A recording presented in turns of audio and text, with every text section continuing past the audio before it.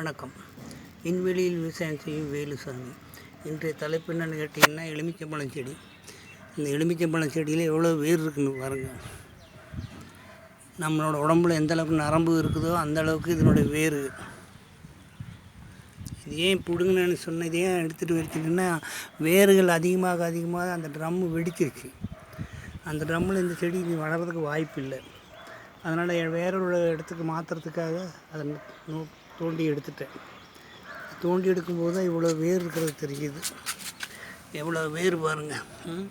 ஒரு செடியில் இதுவே நிலத்துல இருந்தால் இது எவ்வளோ தூரத்துக்கு போயிருக்கும்.